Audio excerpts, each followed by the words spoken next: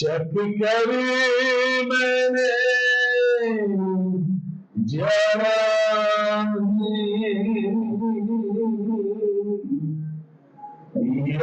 यहोवा तुमसा है बना उद्धार करता की शरण में मैं आगे धन्य हुआ चक कर मैंने जाना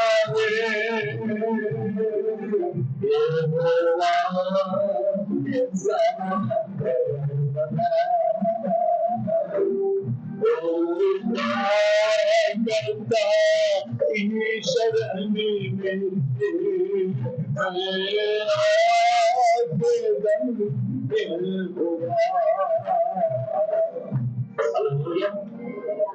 समय के कमी की वजह से हम परमेश्वर के वचन में जाएंगे। प्रभु की वचन हमसे बात करने वाले कुछ बातें हर सप्ताह हम टॉपिकल मैसेज में जाते हैं, एक एक विषय को लेकर बात करते रहते हैं। लास्ट वीक में मैंने हागूर की प्रार्थना को सिखाया, हागूर की प्रार्थना। इस वीक में इस बार मैं जब सुबह प्रभु से पूछ रहा था तो शैतान के हथियार आज का विषय है।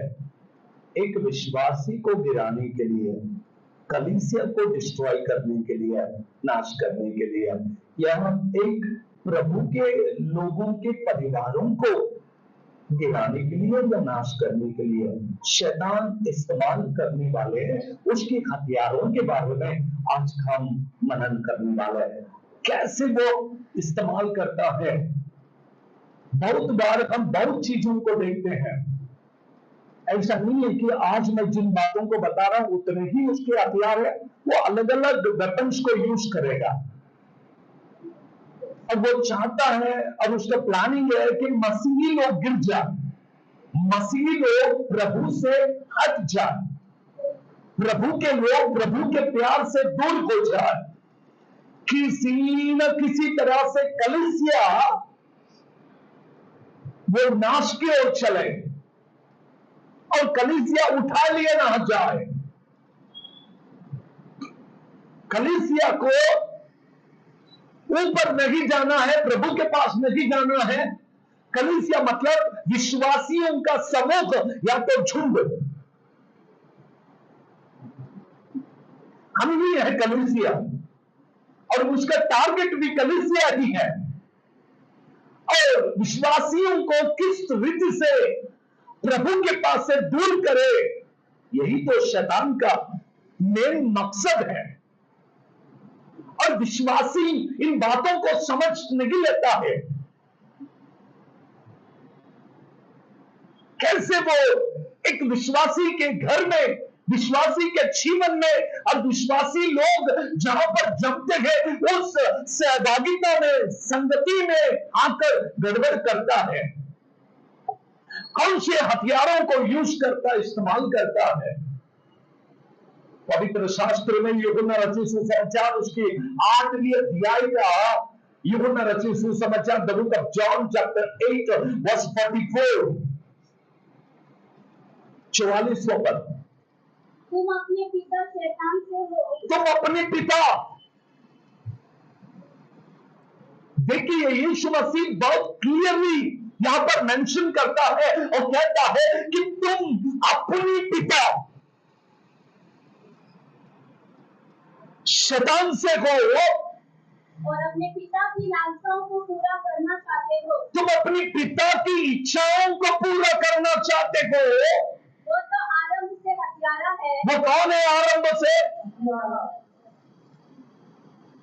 उसका काम है हत्या करना। आदम और हव्वा को उसने नाश किया, मतलब हत्या किया। वो आरंभ से हत्यारा है। सत्य पर स्थिर न रहा। वो सत्य में कभी स्थिर नहीं रहा। और क्योंकि सत्य उसमें है ही नहीं। क्या नहीं है उसमें? बोलेंगे उसमें क्या नहीं है? सत्य है ही नहीं। हाँ, जब वह झूठ बोलता, क्या बोलता? हाँ, पहले तो लिखा कि वो झूठा है, और अब यहां पर कहता कि वो जब झूठ बोलता, हाँ, वो अपने स्वभाव से ही बोलता। अपने स्वभाव से ही बोलता है। एक विश्वासी को, कलीसिया को, एक परिवार को गिराने का एक सिंपल विषय है झूठ। और ये जो झूठ है, बाइबल कहती है ये शैतान का स्वभाव है, उसका नेचर है। और एक झूठ को छुपाने के लिए 10 झूठ बोलने पड़ते हैं। झूठ झूठ झूठ इतने झूठ हो जाते हैं कि वो झूठ ही झूठ होते हैं। और मसीह लोग कहते हैं कि कुछ काला सा झूठ भी होता है और कुछ सफेद झूठ भी होता है। मसीह लोगों के पास एक नया भी विचार आ गया है, इन लोग सफेद झूठ बोलते हैं। और किसी को पूछा भाई ये क्या है, तो कहते हैं कि नहीं पास्टर साहब ये सफेद झूठ है। मतलब हम झूठ बोलना नहीं चाहते, लेकिन क्या करें, इसलिए बोल दिया। यदि वो सफेद हो या काला हो, झूठ तो हाँ, हालेलुया, प्रेज़ द लॉर्ड। इसी के वजह से तो फैमिली नाश हो रहे हैं, कलीसिया में भी। और कुछ कुछ लोगों को तो इतनी आदत है झूठ बोलने की, वो अपने सैलरी से, एजुकेशन से हर चीज झूठी बोलेंगे। सामने वाले को मालूम नहीं होता, वो पढ़ा लिखा होगा सिर्फ 10वीं एसएससी, लेकिन किसी ने अगर उसको पूछ लिया, उसका कपड़े विपड़े बहुत अच्छा है, कोट वोट शॉर्ट में आया, किसी ने पूछ लिया भाई क्या पढ़ा, बोलता ग्रेजुएशन है मेरा, है ही नहीं, लेकिन बोलेगा मैं इतना पढ़ा।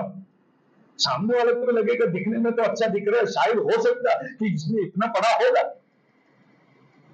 और सैलरी अगर उसका पगार पूछे तो 12 से 15,000 होगा, लेकिन सामने वाला को देखते समय वो बोलेगा 45,000 या 50,000। ये हैबिट है, झूठ बोलने की आदत है। और शैतान अपने लोगों को, मतलब परमेश्वर के लोगों को गिराने के लिए, पगले परमेश्वर के लोगों को गिराने के लिए इस्तेमाल करने वाला पहला हथियार है झूठ। दिखता तो है नहीं, लेकिन हथियार है। याद रखना, उसी हथियार से आपको गिराना चाहेगा, उसी हथियार से आपका घात पात करने के लिए इस्तेमाल करेगा वो झूठ को। और जो झूठ से बच जाएगा वो शैतान के हाथों से बच जाएगा। 5वें अध्याय के 3री पद में प्रेरितों के काम में पतरस कहता है, प्रेरितों के काम उसके 5वें अध्याय के 3री पद, act of apostle chapter 5 verse 3। पतरस ने कहा हे हनन्याह, हाँ, शैतान ने तेरे मन में यह बात क्यों डाली कि तू पवित्र आत्मा से झूठ बोले? किससे झूठ बोले? देखो, लोगों को आज डर ही नहीं है ना, झूठ बोलते पवित्र आत्मा से। और काम की स्वभाव है ये, कहां से आया ये स्वभाव? आपकी प्रार्थना का लाइफ बहुत अच्छा होगा, आपका वचन का जीवन बहुत अच्छा होगा, आपका आराधना का जीवन बहुत अच्छा होगा, लेकिन आपके अंदर शैतान ने बोया हुआ झूठ क्या है, उससे आप परमेश्वर के नजरों के सामने गिर चुके हो।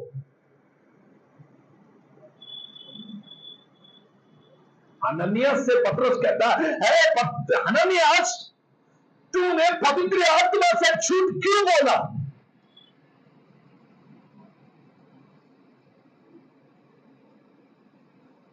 आज कई लोग हैं जो परमेश्वर से झूठ बोलते हैं, और ये झूठ आया कहां से? देखिए, वहां पर खुला लिखा है हनन्याह से पतरस कहता है, ये हनन्यास, शैतान ने तेरे मन में ये किसने डाला झूठ को? उधर क्लियरली लिखा है, हस्बैंड वाइफ दोनों ने प्लान किया। हनन्याह और सफीरा, ये दोनों ने घर में अकेले में प्लानिंग किया, लेकिन पतरस कहता है कि तुम दोनों ने प्लान क्यों किया? ये नहीं कहता है, पतरस कहता है कि शैतान ने तुम्हारे मन में क्यों डाला और तुमने शैतान को जगह क्यों दिया? तुमने शैतान की सुन के झूठ बोला। आमीन। किससे झूठ बोला भाई? एक परमेश्वर के सेवक के साथ या सेवक के भीतर रखने वाले पवित्र आत्मा के साथ? यदि आप सेवक से झूठ बोलते हैं तो सेवक के अंदर रखने वाले आत्मा से आप लोग क्लियरली झूठ बोलते हो। आमीन कहेंगे? हालेलुया। कौन सी हथियार है? बदला हथियार। वाइफ हस्बैंड से झूठ बोलते, हस्बैंड वाइफ से झूठ बोलते, बच्चे बाप से झूठ बोलते, माँ बाप से, माँ बाप बच्चों से झूठ बोलते हैं, सब एक दूसरे से झूठ बोलते हैं। और सबसे एक मशीन आपके पास है, इसका नाम है झूठ का मशीन। क्या नाम है इसका? कुछ भी नहीं करते रहेंगे तो भी पास्टर लोग भी बोलते हैं, दूसरे को फोन देकर बोलते, बोल बोल प्रार्थना में बोल, अभी नहीं बात कर। वो प्रेयर में नहीं होता। और आप बोलेंगे ऐसा क्यों? मैं खुद देख चुका हूं, मेरे साथ में बात करते करते असिस्टेंट भी रखते हैं लोग, और असिस्टेंट को फोन देते बोलो बिजी है, बाद में बात करेंगे। झूठ बोलने की क्या जरूरत है? मैं पास्टर प्रेयर में अभी नहीं बोलेंगे, पास्टर प्रेयर में कभी है। ये तो झूठ है, सिंपल। इसी को बोलते हैं सफेद झूठ। आमीन। Hallelujah, hallelujah. इसलिए इसका नाम क्या है? बोलो बोलो, क्या नाम है? हाँ, झूठ का मशीन। और आदमी ये झूठ का मशीन साथ में लेके ही घूमता है, और वो नहीं है तो जी भी नहीं पाएंगे आप, जी नहीं पाएंगे। सुबह नींद में से उठा तो पहला कौन चाहिए? झूठ का मशीन। और वो झूठ बोलने के लिए ही आया है आपके पास।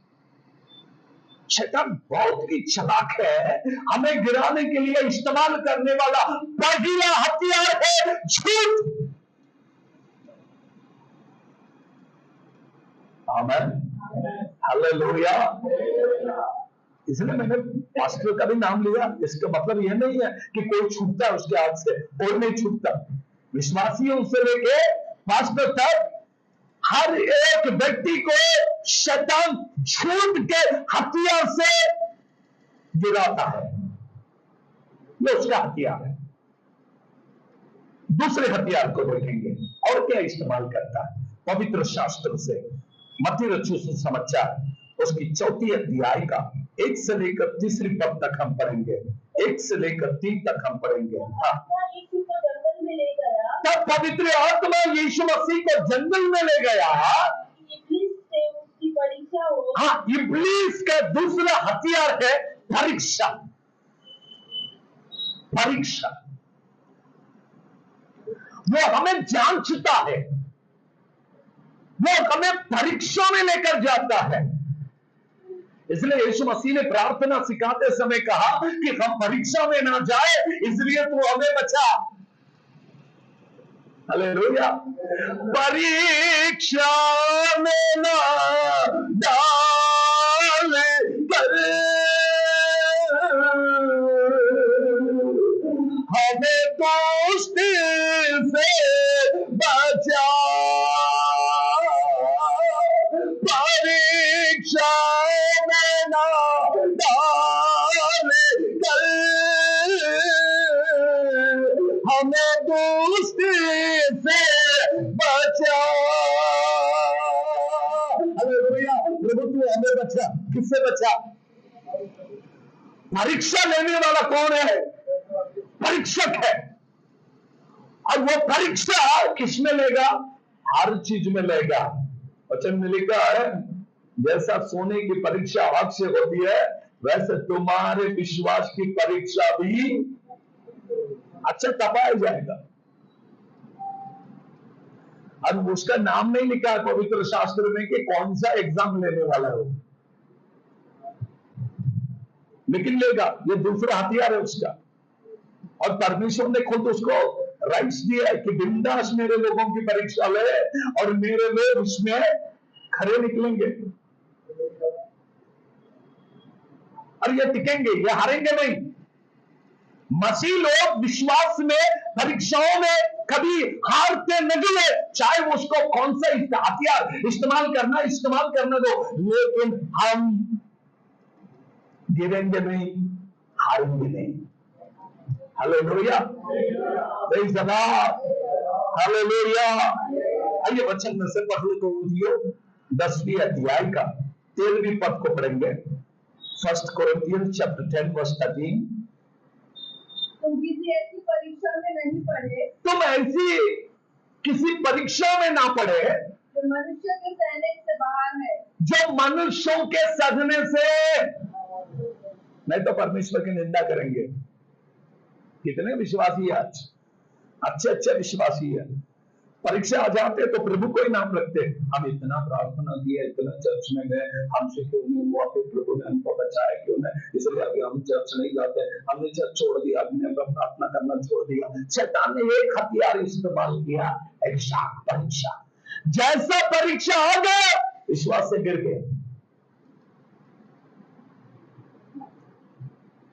The book of Revelation chapter 2 verse 10, प्रकाशित वाक्य 2:10 में लिखा है कि 10 दिन तुम्हें पेश होगा, ढाढ़स बांधो। है पढ़ी। जो लोग तुझे झेलने होंगे, हाँ, उनसे मत डर, क्योंकि देखो शैतान तुम में से कुछ को जेल खाने में डालने पर है। यही तो एग्जाम है, यही तो शैतान का दूसरा हथियार है। वो तुम में से कितनों को किधर डालेगा?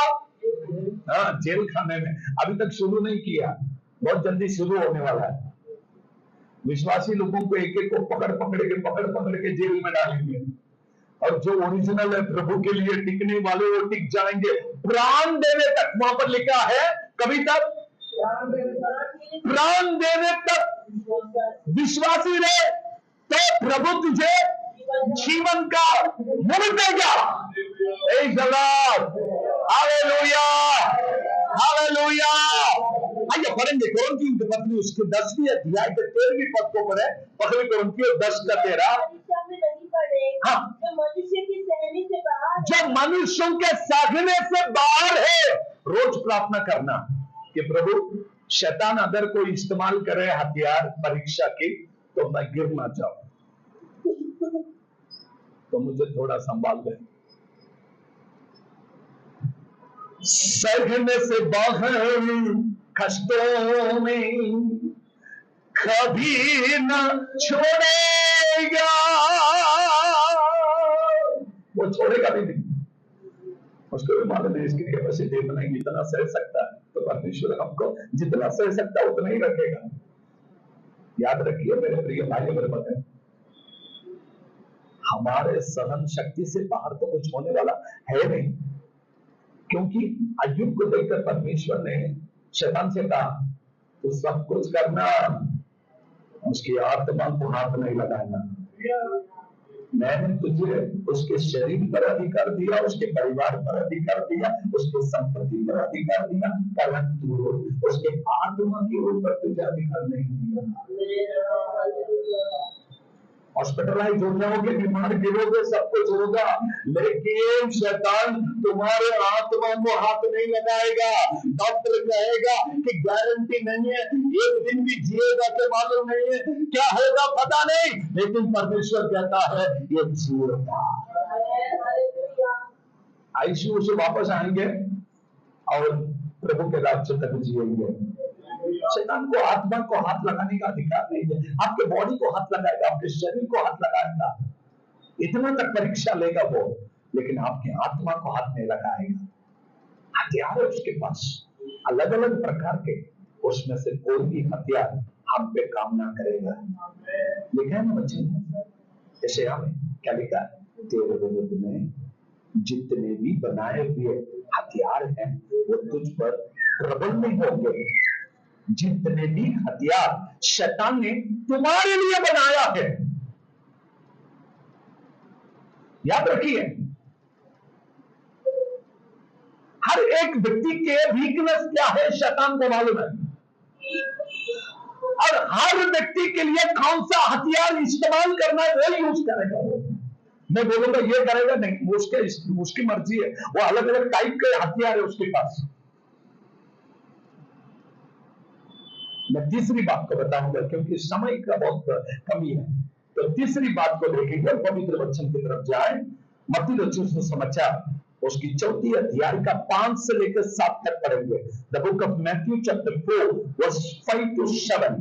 तब उसने उस पवित्र नगर में ले गया और मंदिर के कमरे पर खड़ा किया और उससे कहा, यदि तू परमेश्वर का पुत्र है तो अपने आप को नीचे गिरा दे।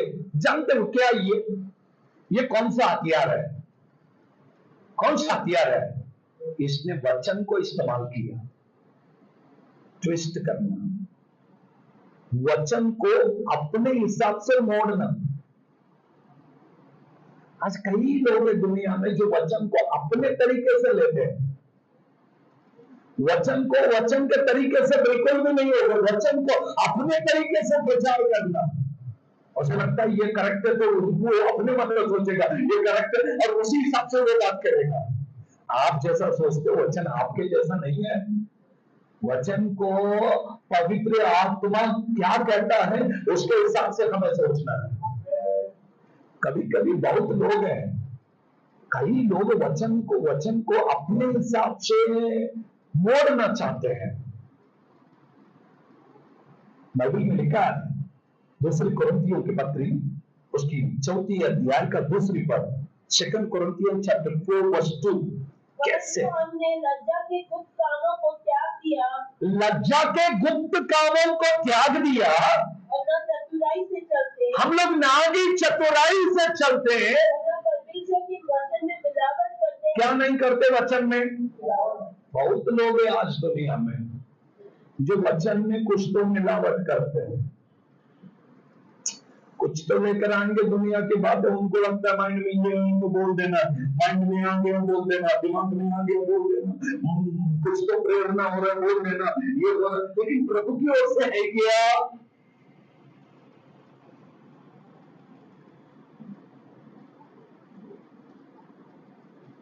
यहां पर खड़ा होकर मुझे कुछ भी बोलने का राइट्स नहीं है।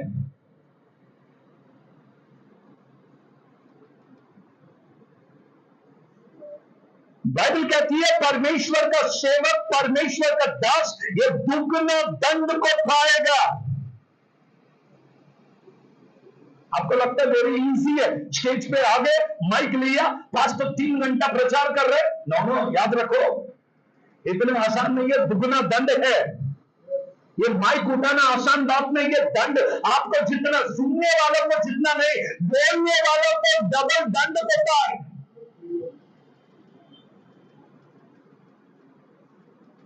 क्योंकि हर एक सोल, हर एक आत्मा का, उनके लहू का हिसाब प्रभु को देना होता है, शास्त्र कहती है। इसलिए एक परमेश्वर का जन अपने लोगों के लिए रात दिन दुआ करके प्रार्थना करता है, इसलिए कि वो सारी आत्माएं प्रभु के राज्य में उठाई अच्छा। आमीन, हालेलुया, हालेलुया, हालेलुया। तो वचन में क्या नहीं करना चाहिए? देखिए वचन में क्या नहीं करना चाहिए? आपको क्या लगता है? It is not important. परमेश्वर के वचन में क्या है वो शुद्ध वचन को प्रकट करने के लिए प्रभु ने मुझे यहां पर खड़ा किया है, और मैं पूरा 25 साल से वही कर रहा हूं। किसी को बुरा लगे, किसी को अच्छा लगे, मुझे इससे कोई लेना देना नहीं होता। मैं शुद्ध वचन को प्रकट करता हूं।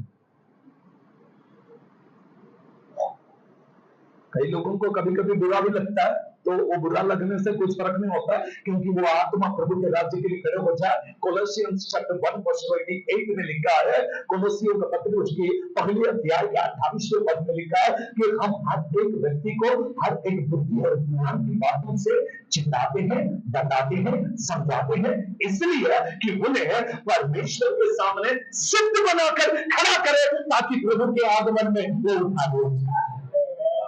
इट इज द रीजन, ये रीजन है। आमेन, हालेलुया। तो शैतान का तीसरा हथियार क्या है मालूम है? वचन को मिसलीड करना, मिसगाइड करना।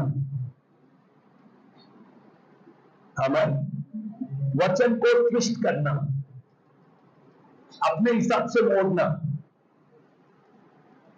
वही दूसरे कोरिन्थियों दूसरी अध्याय का 17वें पद में लिखा है, 2 कोरिन्थियों चैप्टर 2:17। हाँ, जल्दी जल्दी पढ़ना। क्योंकि हम उन बहुतों के समान नहीं जो परमेश्वर के वचन में मिलावट करते हैं। क्या करते हैं? कितने लोगों को मालूम है वचन में भी मिलावट होता है? दूध में मिलावट सुना है ना? दूध में मिलावट है या नहीं है? हाँ। एक दिन एक भाई ने मुझसे कहा, पास्टर साहब चलो एक जगह जहां पर तेल में मिलावट हो रही है। हम लोग चले गए, वहां पर जाके देखते सच में तेल में मिलावट है, खाने वाला तेल में मिलावट, डब्बे विब्बे सब ओरिजिनल, कंपनी इतनी बड़ी, कंपनी में रिफाइंड ऑयल भरा जा रहा है, लेकिन वहां पर खड़ा होकर देख रहे हैं तो तेल के डिब्बे के सब डिब्बे भर रहे, लेकिन वहां पर मिलावट है। मैंने कहा अभी करना क्या है? कहीं भी जाए तो मिलावट है। गाड़ी में पेट्रोल भरते हैं तो उसमें भी मिलावट है, तो हर चीज में मिलावट है। और जब चर्च में आते हैं तो वचन में भी मिलावट है। फिर इंसान जाए तो जाएगा। वचन में मिलावट, बाहर की दुनिया में मिलावट, सभी जगह में मिलावट, लेकिन मसीही जीवन में मिलावट नहीं होना चाहिए। आपका सोल पवित्र आत्मा के साथ में मिलकर रहे, दुनिया के साथ में कॉम्प्रोमाइज मत कीजिए, मिली जुली बातों में मत रहिए, शुद्ध जीवन को बिताइए, पवित्र जीवन को बिताइए, प्रभु के आगमन में उठा दिया जाएंगे। आमीन, हालेलुया। जोर से बोलेंगे हालेलुया। इसलिए तो मैं अपने YouTube चैनल के अंदर कुछ कुछ बातों को छोड़ रहा हूं, क्योंकि जो लोग मिलावट कर रहे हैं उनके खिलाफ मैं उनके खिलाफ बात नहीं कर रहा। मुझे शुद्ध वचन को देना है बस।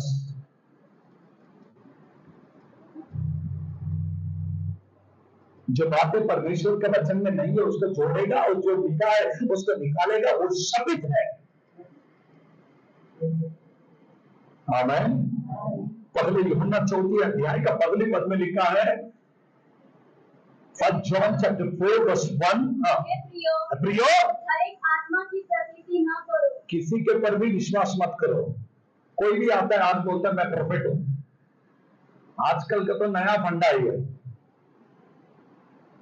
ये। कोई आकर आपको ये नहीं बोलेगा कि मैं पास्टर हूं, कोई आपको आके ये नहीं बोलेगा मैं बाइबल का एक बेस्ट टीचर हूं। आज कलीसिया को क्या चाहिए मालूम है आपको? एक बेस्ट टीचर चाहिए, लोगों को सिखाने वाला चाहिए। आज सिखाने वाला चाहिए, सब लोग बूट कोट शर्ट टाई बांध के एक ही बात बोलेंगे, I am a prophet, can I prophesy, सब चिल्लाएंगे। इनको पूछ के क्या, तो मैं एक दिन हलाल करने वाले व्यक्ति के पास गया था, बकरा काट दे, मुर्गी काट दे, तो वो काटने से पहले बाजू वाले को या किसी को पूछता है, पानी डालता है मुंह में सब, और पड़ोस वाले को पूछता है काटो क्या? हमेशा उसका एक आदत है, हटो, ये अभी हाथ में तो ले लिया, काटो, काट दिया। एक बार हुआ, 2 बार हुआ, तो एक दिन मुझे डाउट आया, मैंने उससे पूछा भाई ये ऐसा क्यों करता है तू? उसने बोला कलाम में लिखा, खुदा पूछेगा तूने क्यों काटा, तब मैं बोलूंगा कि मैंने नहीं काटा। इसने बोला इसलिए काटा। फिर ये ईसाई लोग अभी जो प्रोफेसर, क्या नाम प्रोफेसर, फिर सामने वाला बोलता है बोलो जब प्रभु बोलेगा झूठ क्यों बोला, मैंने नहीं बोला, इन्होंने बोला, मैंने बोला। याद रखो चर्च, ये लोग बहुत बड़े होशियार लोग हैं। ये आपके खंडे पे बंदूक रख के गोली चलाएंगे, बाद में आपको नरक के भागीदार करेंगे। इसलिए अगर कोई बोले कहना है, बोलना मत बोल, पवित्र आत्मा बोला तो बोल, अपने मन से कुछ मत बोल। और किसी के मन की बातें सुनने के लिए हम यहाँ पर नहीं आए, यहाँ पर हम पवित्र आत्मा की बातों को सुनने के लिए आए हैं। हालेलुया। मेरी पेड़ मेरी आवाज को सुनेगी, और हम परमेश्वर का पेड़ है, हम उसकी आवाज को सुनेंगे।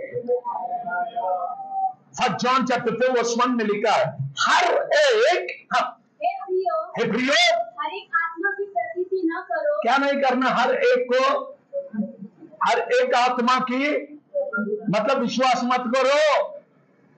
कोई भी आएगा बोलेगा ये करना वो करना, वो बोलना सॉरी। अगर प्रभु बोलेगा तो मैं करूंगा, आपके ऊपर भरोसा नहीं कर सकता हूं मैं। तो तू तो डूबेगा, मुझे भी लेके डूबेगा।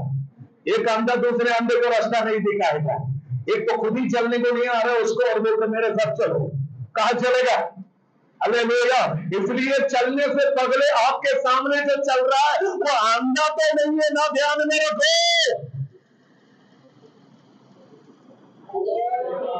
Hallelujah, praise the Lord. ये कितवा विषय है हमारा?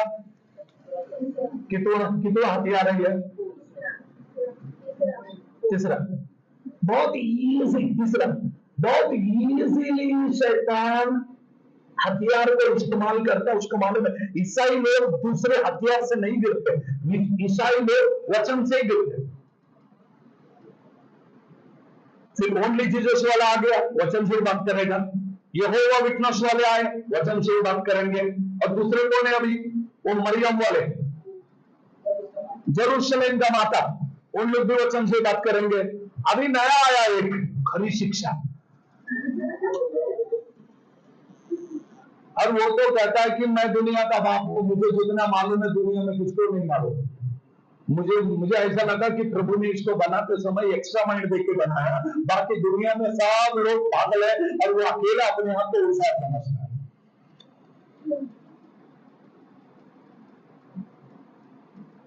और मैं बताता हूं दुनिया में खरी शिक्षा कहीं नहीं है, सिर्फ बाइबल में है। फुल बाइबल, एक चैप्टर, दो चैप्टर, एक वचन, दो वचन में, उत्पत्ति से लेकर रेवलेशन तक जितने भी वचन है सब खरी है और सच है और पवित्र आत्मा का प्रेरणा से लिखी गई है। इसलिए पूरा बाइबल पे विश्वास करो, आप बाइबल पे।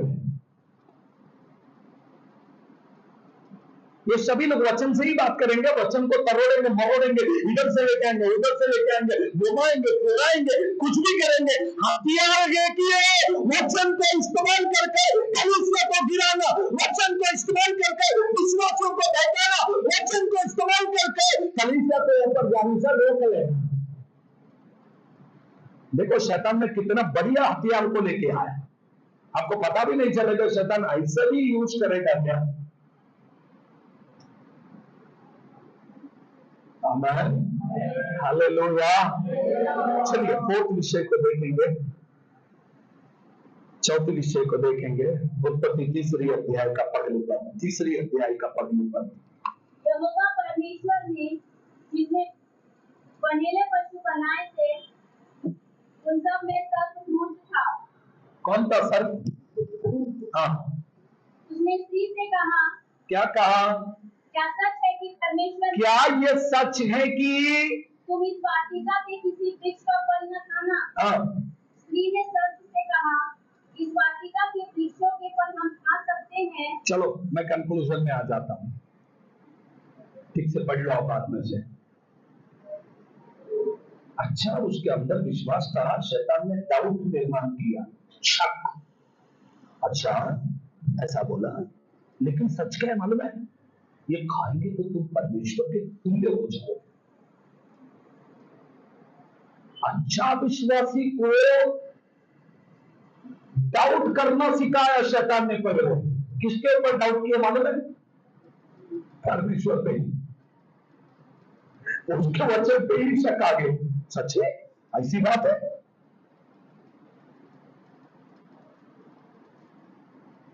आज बहुत सारे विश्वासियों को 3 प्रकार के विश्वास को सिखाता हूं ना मैं कभी वचन बताते समय। एक विश्वास, दूसरा अल्प विश्वास और तीसरा अविश्वास। एक तो विश्वास है और दूसरा अल्प विश्वास है, मतलब कभी डूबता है, कभी उड़ता है, कभी डूबता है, कभी उड़ता है, कभी गिरता है, कभी उड़ता है। और एक वो विश्वास ही नहीं करता। लेकिन विश्वासी करने वाला जब परमेश्वर के वचन पे ही शक करता है, डाउट करता है, और परमेश्वर पे शक करता है, परमेश्वर की बातों पे शक करता है। नीति वचन में बहुत अच्छा लिखा, शकी लोगों के साथ में कभी रहना नहीं बोलते लिखा। आप घर में जाके पढ़िए। अब ये जो स्पिरिट है ना, वो हस्बैंड वाइफ में ज्यादा होता है। शत्रम बोले हाँ, फोन भी चेक होगा, सब चेक होगा तुम्हारा। कुछ घर में अगर ये दुष्ट आत्मा घर में घुस गया, ये इसका नाम है दुष्ट आत्मा। अगर ये किसी स्त्री में घुस गई, वो हस्बैंड का जीना खत्म। वो कितना भी सफाई देना दो, फिर वो नहीं सुनेंगी। वो जो करना वो करेगी ही करेगी। और जो पुरुष के अंदर घुस गया तो उसके वाइफ का जीना मुश्किल है। और मैं कहता हूं ये जो बीमारी है, जब आदमी मर जाता है तभी जाती है, ये बीमारी जाती नहीं है। ये बहुत खतरनाक बीमारी है। डाउट की बीमारी जिधर आ गई, उसका फैमिली कभी रुकेगी नहीं। इसलिए शक करना नहीं है। और शक यह शैतान का हथियार है।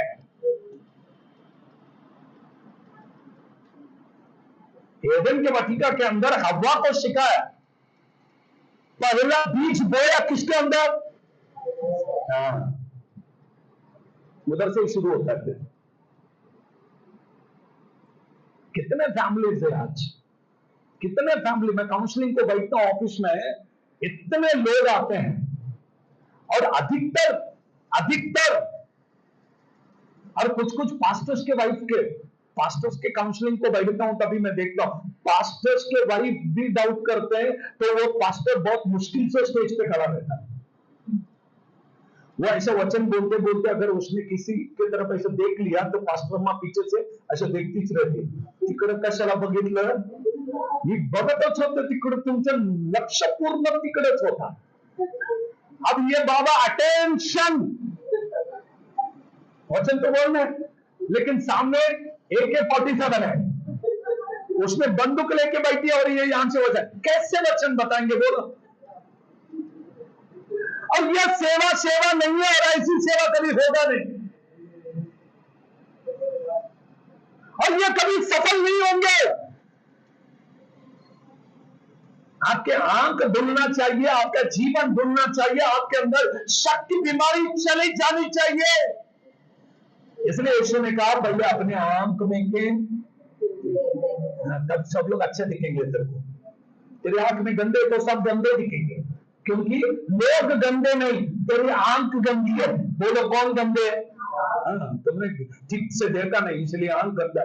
शक वो आदमी करता है जिसके नजर गंदी है। मैंने बोला, यीशु मसीह ने बोला, यीशु ने कहा आमीन, हालेलुया। और ये हथियार यूज करने से विश्वासी रहेगा क्या? इसलिए डिवोर्स हो, कितने लोगों के आज फैमिलीज ब्रेकअप हो रहा है। रीजन क्या मालूम है? यही रीजन, शैतान का हथियार है। ये हथियार है, इसलिए हस्बैंड वाइफ दूर हो रहे हैं, पति पत्नी का जीवन खटास निर्माण होती है। रीजन तुम खुद हो। शक की बीमारी आ गया तो फैमिली टिकती नहीं है। और यीशु मसीह के साथ में और आदम हव्वा दोनों अलग होने का एक ही रीजन है, शैतान ने पगले पाप करने नहीं, उसको शक करना सिखाया। सच है क्या? डाउट हो गया उसको, ऐसी बात है, हमसे झूठ बोले, ठीक है, खा के देखिए। सेकंड पाप वो दूसरा। पहले पाप परमेश्वर की बातों पर डाउट करना। हालेलुया। ये चौथी हथियार है। पांचवा हथियार को दिखाता हूं मैं परमेश्वर के वचन से। The book of Revelation chapter 12 verse 10, 12 का 10। मैंने स्वर्ग से यह बड़ा शब्द आते हुए सुना। मैं स्वर्ग से एक बड़ी आवाज को आती हुई सुना। अब हमारे परमेश्वर का उद्धार और सामर्थ्य और राज्य और उसके मसीह का अधिकार प्रकट हुआ है, क्योंकि हमारे भाइयों पर दोष लगाने वाला कौन? दोष लगाएगा। ये हथियार है। उसका काम कुछ नहीं है, सिर्फ दोष लगाना। हमारे भाइयों के ऊपर दोष लगाने वाला, जो राज्य हमारे परमेश्वर के सामने उन पर दोष लगाया करता जो रात दिन परमेश्वर के सामने खड़ा रहकर मेरे भाइयों के ऊपर दोष लगाता है, दोष लगाया करता था, गिरा दिया गया है। वही शैतान है। उसका गुण देखिए, उसके अंदर रखने वाला, उसका हथियार नंबर 5 कुछ नहीं, सिर्फ नुक्स निकालना, कुछ तो छोटा गलती निकालना, दोष लगाना। पास्टर साहब अच्छा प्रार्थना तो किया उन्होंने, लेकिन वो प्रार्थना में थोड़ी सी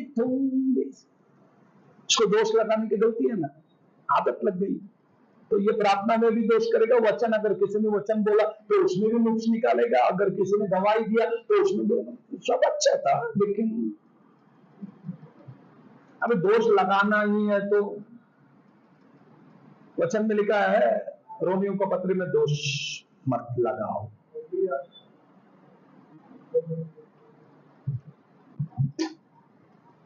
क्या मैं लगाना एक दूसरे पे? ये शैतान का हथियार है, वो यूज करता है, और हमको उससे बचना है। किससे बचना?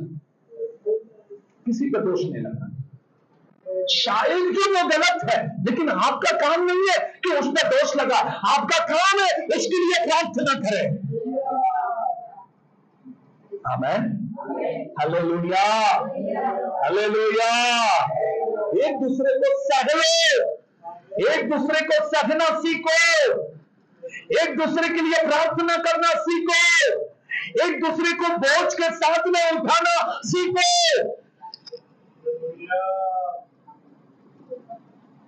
ये तो ऊपर गया, ऊपर जाने के बाद भी परमेश्वर के सामने खड़ा रहकर भाइयों के ऊपर दोष लगा रहा, इसलिए परमेश्वर ने उसको ऊपर से नीचे गिरा दिया, ऊपर से नीचे गिरा दिया।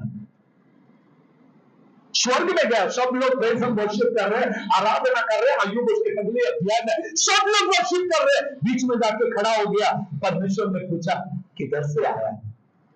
उसने कहा मैं दुनिया में इधर से फिरते आया। क्या तूने मेरा सेवक अय्यूब को देखा?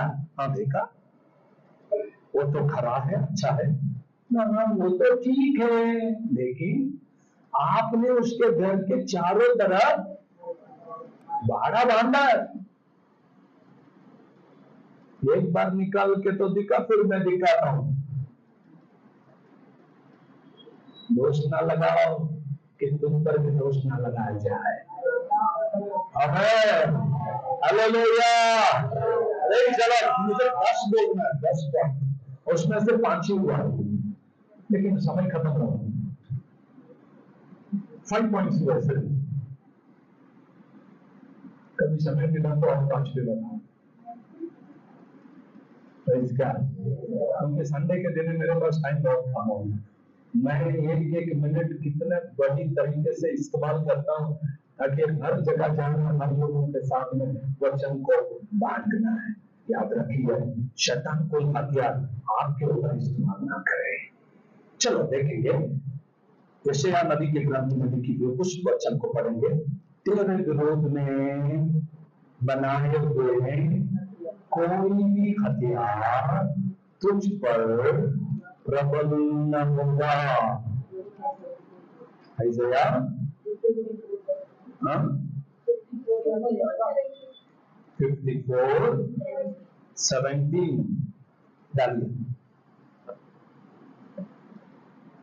हाँ पढ़िए। जितने हथियार तेरे हानि के लिए बनाए जाए, क्या बनाए जाए? सब लोग बोलिए, जितने हथियार मेरे हानि के लिए बनाए गए उनमें से कोई भी सफल न होगा। जितने लोग तेरे विरोध में मुद्दाई होकर तुझ पर नालिश करे, उन सबों से तू जीत जाएगा। यहोवा के दासों का यही भाग होगा। जितने हथियार, बोलिए, जितने हथियार मेरे हानि के लिए शैतान ने बनाया है, उसमें से कोई भी सफल न होगा। कितने लोग खुश हैं आज? मतलब आपके लिए एक स्पेशल हथियार बनाया हो। जितने हथियार मेरे लिए लिखा है ना, तेरे लिए मतलब मेरे लिए। बाइबल कहती है तेरे लिए है, तो मैं पढ़ते समय उसको तेरे लिए नहीं, मैं पढ़ते समय वो मेरे लिए है। हालेलुया। जितने हथियार मेरे लिए शैतान ने बनाया, उनमें से कुछ भी कामयाब नहीं होगा। यीशु के नाम में, यीशु मसीह के नाम में। हो सकता है बीमारी, हो सकता है विपत्ति, हो सकता है शाप, कुछ भी हो सकता है, लेकिन कुछ भी आपके ऊपर काम नहीं करेगा। आमीन। आइए हम सब लोग प्रभु के पास जाएंगे। शैतान ने बनाए दिए कोई भी हथियार तुम पर काम न करेगा। सभी हथियार को परमेश्वर तोड़ देगा और आपको जय जीवन देगा। आमीन।